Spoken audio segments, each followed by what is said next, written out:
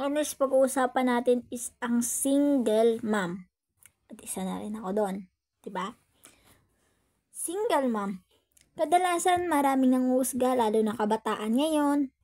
Grabe na sa mobile, sa gadget, sa mga mobile phone. Grabe na sila gumagamit sila ng Facebook or Instagram dahil nanguhusga sila ng tao na hindi nila alam ang katotohanan. So, mapanormal na tao ka man, mapa-artista ka man, o mayaman ka man, meron talaga nangyayaring ganun. May nangyayaring single mom. Ang iba naman na single mom, sinasabi, walang single mom kung walang mga lalaking manluloko o pabaya. Isa na yun, na walang single mom sa mundo kung lahat ng lalaki matitino. Kung lahat ng lalaki hindi puro pasarap lang. Pangalawa, walang single mom kung lahat tayo nakinig tayo sa magulang natin. Kasi ang magulang natin hindi nagtuturo sa atin ng masama, kundi kabutihan lamang. Minsan nagiging rebelde dahil nga sa alam ko naman na merong magagalit o kasi hindi ko rin alam yung mga istorya ng ibang single mom. Pero ito lang po yung ko sa mga basher ng single mom. Hindi po natin alam yung kwento nila. Kasi ang iba may nagsasabi, uy, single mom ka, malandi ka kasi naglandi ka ng maaga. Hindi nyo alam, biktima pala siya ng panggagahasa, ng rape. Nahusgahan nyo siya ng ibang tao na hindi nyo alam yung katotohanan. Masasaktan siya. Yun, minsan ang iba nagpapakamatay, nagkukomit ng suicide. Hindi lahat ay kaya ng tao. Lalo na yung pag-isip natin is kontrolado at merong mga kasamaan na sa paligid natin. Ang iba hindi kaya. Alam nyo ba na yung ang salita ay makapangyarihan at napakalason? Lason yung salita. Alam nyo ba si Santanas? Walang kapangyarihan si Santanas na iba kundi salita lamang. Diba? Sa 100 na tao, ilan yung niya? 75% nasa kay Santanas. Kasi nga, nasa evil. Kasi napakapangyarihan ng salita. Makapangyarihan. Lalo na yung mga kasinungalingan, makapangyarihan.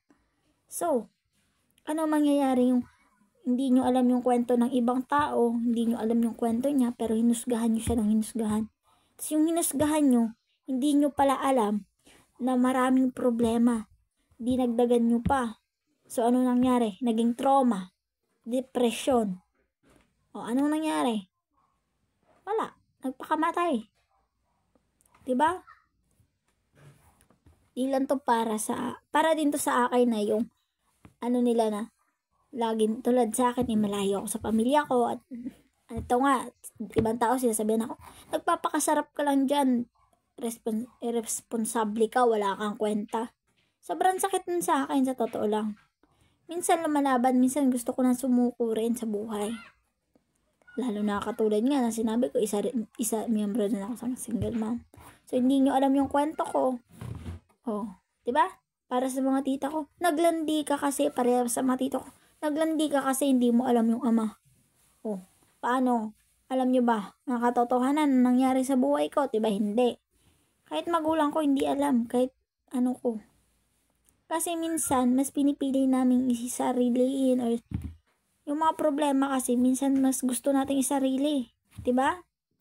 Yung mga tao ngayon, napaka mapanghusga kahit ang babata pa. Ang landi mo, kaya kaganyan.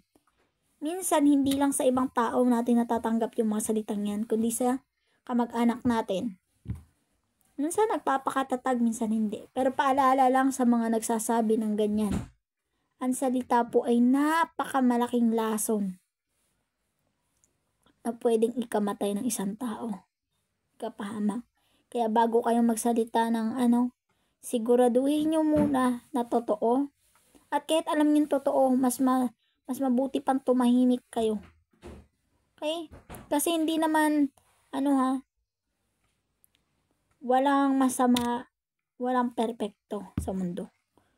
Walang mabuti, walang masama. Lahat pantay-pantay, 50-50 nga eh. Pero kung sa totoo, kung talaga, imbestigahan talaga. 75%, sa 100%, 75% masama. Ayun lang yung masasabi ko. Sa mundong ito, walang perpekto. Ikaw man o ako. Walang perpekto sa atin. Kaya matuto tayong tumahimik. Makinig, tumahimik, magmatsyag.